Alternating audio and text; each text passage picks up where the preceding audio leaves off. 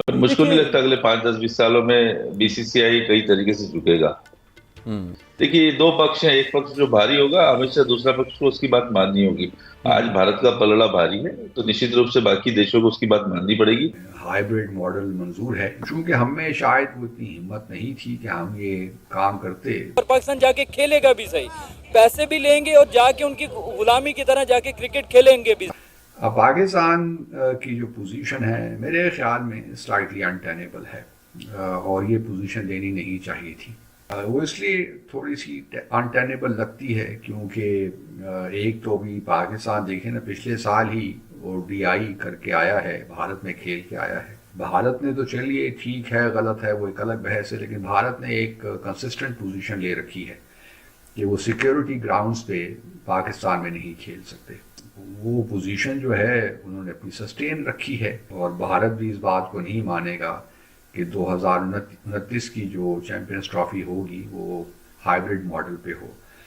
और भारत नहीं मानेगा तो आईसीसी भी नहीं मानेगा। अब बीच का रास्ता क्या हो सकता है, पाकिस्तान ने क्या एंटिसिपेट किया हो सकता है, क्योंकि 2029 में तो you never know, Mohsin Naqvi साहब होते हैं नहीं होते पीसीबी के चेयरमैन। तो अब लगता कुछ यही है कि पाकिस्तान उस तरफ जा रहा है जो कि बहुत से लोग तवक्को रख रहे थे कि पाकिस्तान इवेंचुअली बैकआउट कर जाएगा, और यही हुआ भी। देखिए, दो पक्ष हैं। एक पक्ष जो भारी होगा, हमेशा दूसरा पक्ष को उसकी बात माननी होगी। आज हम्म। भारत का पलड़ा भारी है, तो निश्चित रूप से बाकी देशों को उसकी बात माननी पड़ेगी। पर मुझको नहीं देखिए। लगता अगले 5, 10, 20 सालों में बीसीसीआई कई तरीके से झुकेगा।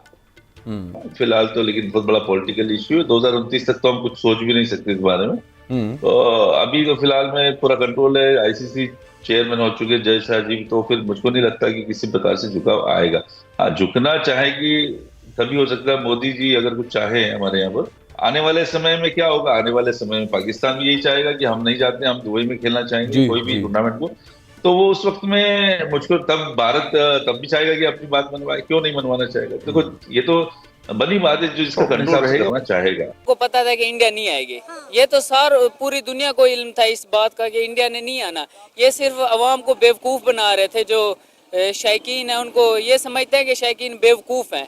उन्होंने जय शाह को लाने का मकसद ही यही था कि इंडिया नहीं आएगी पाकिस्तान में। और दूसरी बात कि 20 मिलियन डॉलर्स की वजह आप अपनी इज्जत बेच रहे हो, तो कुछ तो शर्म करें एज ए पाकिस्तानी। तो ये एक मुनासिब रवैया नहीं है कि सारे तमाशाई सोच रहे थे कि बड़े बड़े इंडियन प्लेयर्स आएंगे, उनको वेलकम करेंगे चाहे जैसा भी है कंट्री। लेकिन स्पोर्ट्स हमेशा स्पोर्ट्स में सियासत नहीं होनी चाहिए। अगर अगर वो इंडिया आती, पाकिस्तान भी तो गई है और बड़ा अच्छा वेलकम किया है, जिस तरह बाबर आजम का वेलकम किया है। चाहे वो दुश्मन ममालिक हैं हमारे, लेकिन जो तारीफ बनती है वो करनी चाहिए। लेकिन उनको भी आना चाहिए था। लेकिन ये गलत बात है कि आप पैसों के लिए अपनी इज्जत बेच रहे हो। सर, आपको पता है जब हमारी टीम इंडिया गई थी तो इंडिया ने भी कहा था कि भाई हम पाकिस्तान जाकर जो है चैंपियन ट्रॉफी खेलेंगे। खेल और सियासत को अलग अलग रखना चाहिए, लेकिन अब क्या हुआ?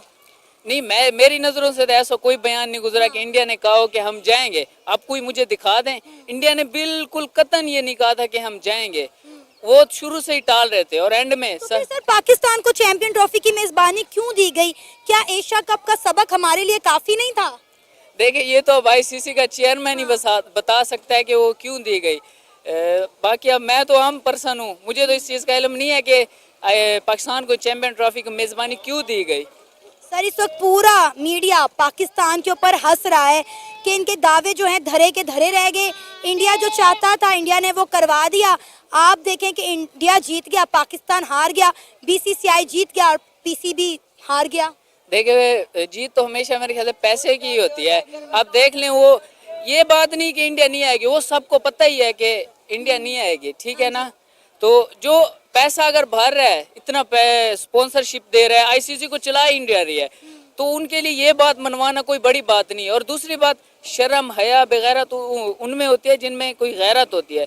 ये तो मतलब पैसों के लिए बिक जाना। ये एक अच्छी मोहसिन नकवी साहब कह रहे थे कि हम इंडिया को लाएंगे। अब मुझे नहीं पता कि अब वो क्यों नहीं आई, लेकिन ये एक तमाशाइयों के लिए ना दिल टूटा है सबका कि इंडिया नहीं आई। आपको पता है ऑलरेडी इंटरनेशनली दुनिया हमें बेकारी के नाम से जानती है, लेकिन उसके बाद इस तरह की हरकत ने हमें मजीद जो है वो डिग्रेड कर दिया है।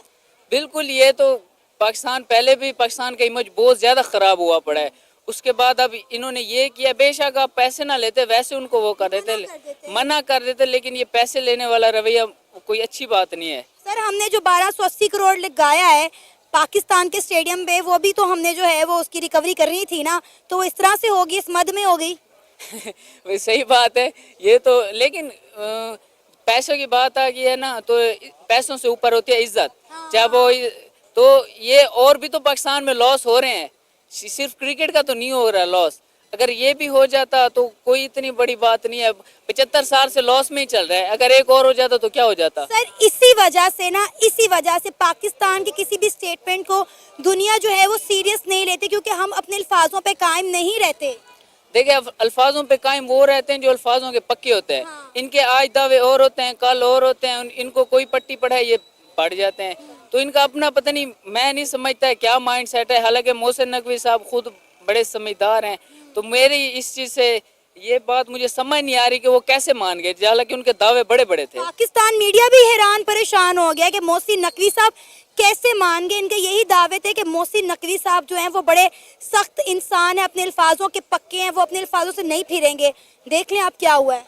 देखिए वही तो सारे मीडिया, लेकिन ये भी पाकिस्तानियों को पता था कि इंडिया ने नहीं आना, लेकिन जिस तरह ये दावे कर रहे थे थोड़ी बहुत उम्मीद हुई थी, मुझे तो नहीं। हाँ। खैर औरों को, क्योंकि जो इस फील्ड में होता है उसको सारा पता होता है, तो मुझे तो उम्मीद नहीं हुई थी, लेकिन बाकियों को सबको हुई थी। सर एक और शर्त रखी गई है पाकिस्तान क्रिकेट बोर्ड के साथ। हमने $20 मिलियन तो मांगे हैं। हमने कहा है कि इंडिया में अब जितने भी टूर्नामेंट होंगे हम वो खेलने इंडिया नहीं जाएंगे, वो भी हाइब्रिड मॉडल पर करवाए जाएं। देखिए अगर ये शर्त रखी है तो ये अच्छी बात है। हाँ जी। अगर वो नहीं आते तो मेरे ख्याल से पिछली दफ़ा हमें भी नहीं जाना चाहिए था इंडिया में। तो अगर पाकिस्तान ये शर्त कर रहा है कि अब हम इंडिया नहीं जाएंगे तो ये वेल एंड गुड है। चैंपियंस ट्रॉफी को लेकर लंबे समय से चल रहे इंडिया और पाकिस्तान के क्रिकेट बोर्ड के बीच की टसल अब ख़त्म हो चुकी है, क्योंकि फाइनली डिसीज़न आ चुका है और आईसीसी के जो प्रेसिडेंट हैं वो भी जय शाह बन चुके हैं। और आईसीसी ने पाकिस्तान क्रिकेट बोर्ड को फटकार लगाते हुए उनसे ये बोला कि अगर वो इंडिया का हाइब्रिड मॉडल स्वीकार नहीं करते तो आईसीसी चैंपियंस ट्रॉफी जैसा बड़ा टूर्नामेंट उनसे छीना भी जा सकता है, क्योंकि ऑलरेडी पाकिस्तान के अंदर लॉ एंड ऑर्डर की सिचुएशन बहुत ही ज़्यादा ख़राब है और उन्हें बाहर से आने वाली टीमों को प्रेसिडेंट लेवल की सिक्योरिटी देनी पड़ती है, जो कि अपने आप में एक स्टेटमेंट है।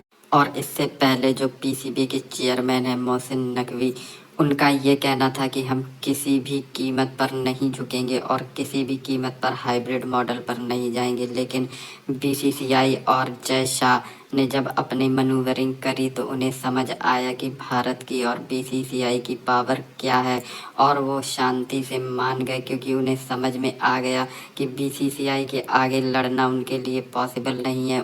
उनकी कंट्री और उनके क्रिकेटिंग बोर्ड के अंदर उतनी माइट नहीं है कि वो बीसीसीआई का सामना कर सकें, क्योंकि बीसीसीआई जो कह रही थी वो बहुत ही रैशनल बात थी। इंडियन टीम के लिए पाकिस्तान में सिक्योरिटी सिचुएशन अच्छी नहीं है और इस डिसीज़न के आने के बाद ही पाकिस्तान के दावों की सारी हवा निकल गई और पाकिस्तानी हमेशा बड़बोलापन करते हैं, ये भी सामने आ गया।